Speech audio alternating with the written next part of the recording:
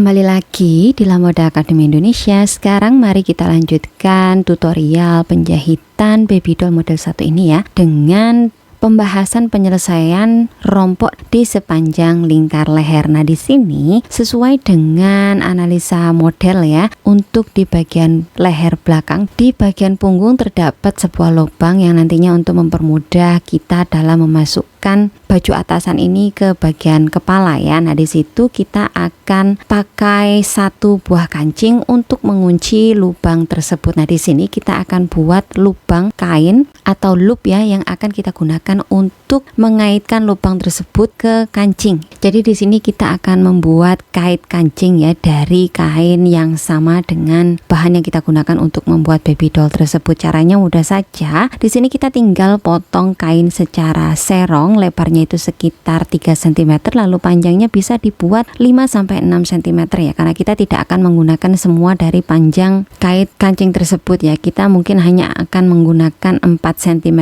saja dari kait tersebut. Kemudian jahit. Nah, jarak penjahitannya sendiri dari lipatan kain itu jaraknya hanya sekitar kurang dari setengah centimeter ya, agar nanti kaitnya itu tidak terlalu besar jadinya. Nah, kalau sudah dijahit, kemudian kita bisa rapikan kampuh jahitannya ya, seperti ini. Jangan terlalu lebar karena nanti kita perlu untuk membalik kait ini supaya kampuhnya nanti tidak memenuhi bagian dalam dari kait tersebut ya. Kalau sudah, di sini kita akan balik kait tersebut ya, dengan menggunakan bantuan dari benang dan jarum seperti ini. Jadi di bagian salah satu ujung dari kait ini akan kita kunci dengan menggunakan benang dan jarum seperti ini ya. Jadi kita ikatkan benangnya, lalu kita kunci di bagian tersebut. Kemudian kita akan masukkan jarum ke bagian dalam dari kait tersebut ya. Jadi di bagian lorong hasil jahitan itu kita masukkan, tapi dari bagian belakang dari jarum tersebut, agar tidak menusuk ke bagian lorong jahitan dari kait kancing tersebut ya. Untuk mempermudah jalannya dari jarum tersebut, maka kita masukkan bagian belakang dari jarum tersebut ke lorong jahitan ya, di bagian yang tumpul atau bagian yang tidak runcing. Nah, setelah itu kita akan tarik menggunakan benang, lalu kita balik seperti ini. Dan ini adalah hasil akhir dari pembuatan kait kancing kita. Sebelum kita pasangkan kait ini ke bagian lubang belakang baju baby doll kita, di sini kita akan setrika terlebih dahulu di bagian bahu ya. Selagi posisi dari baju ini masih bisa datar untuk penjahitan area bahunya, maka kita setrika terlebih dahulu di area bahunya dan juga di area lubang belakang yang akan kita pasangi kait kancing tersebut. Nah, setelah selesai dengan proses penyetrikaannya, di sini kita akan pasang kait tersebut di salah satu sisi dari lubang tersebut. Di sini aku pilih sisi kiri untuk pemasangan lubangnya seperti ini. Tapi kalau misalnya kamu ingin memasangnya di sisi kanan, juga tidak ada aturan tertentu ya untuk memasang kait ini. Tapi untukku pribadi, aku lebih mudah untuk memasangkan kancingnya kalau kaitnya itu berada di bagian tangan kananku nanti ya. Kalau dipakai kan nanti jadinya ini akan berada di bagian kanan dari tanganku ya, seperti ini. Kemudian untuk pemasangannya sendiri, kita akan pasang di bagian ujung atas dari lubang tersebut ya, karena nanti kita akan tutup bagian atas dari lubang ini dengan menggunakan rompok yang akan dijahit di sekeliling dari garis lehernya ya. Nanti akan kita jahit tepat di bagian celah-celah jahitan dari rompok tersebut, kemudian juga di bagian tepinya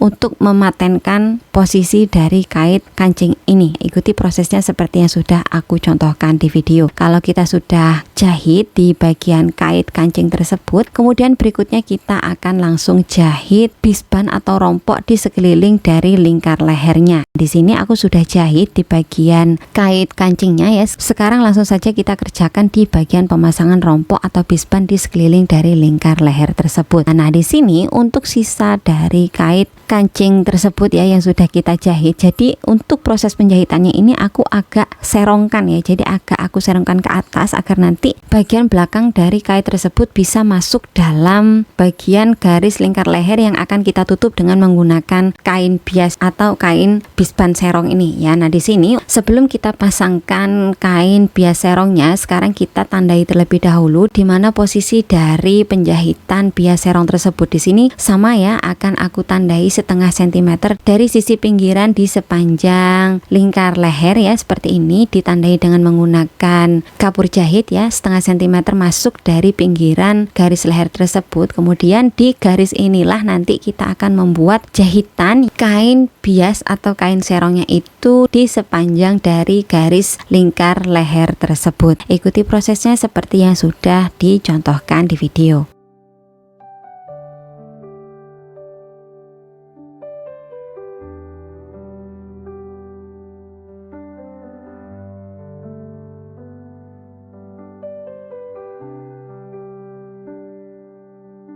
Nah, kalau kita sudah selesai dalam membuat tanda posisi penjahitan dari bias serong ini di sekeliling dari lingkar leher, sekarang langsung saja kita akan pasangkan kain bias tersebut di sekeliling dari lingkar leher ya, dengan menggunakan bantuan dari jarum pentul untuk mempermudah proses penjahitan kita. Ikuti prosesnya seperti yang sudah dicontohkan di video. Nah, di sini kemungkinan besar kamu akan mengalami kesulitan di bagian posisi penjahitan antara bahu depan dan bahu belakang ya. Nah, kalau memang kamu kesulitan untuk memasangkan bias di bagian penjahitan bahu tersebut, kamu bisa melakukan pencekrisan seperti ini ya, untuk memudahkan pergerakan dari kain agar bisa lebih mudah dibentuk untuk mengikuti tepian dari kain bias serong tersebut ya, karena bentuknya yang terlalu menekuk ke dalam ya dari penjahitan bahu depan dan bahu belakang itu, maka di situ akan sedikit menyulitkan kalau kita tidak melakukan pencekrisan di bagian tersebut ya pada saat kita memasangkan bias serong ini. Jadi untuk mempermudah jalan kita untuk memasangkan bias serong ini di bagian penjahitan bahu depan dan bahu belakang itu, kita cekris-cekris sedikit ya, tapi jangan sampai melebihi batas penjahitan yang sudah kita buat sebelumnya ya. Ikuti proses selengkapnya seperti yang sudah dicontohkan di video.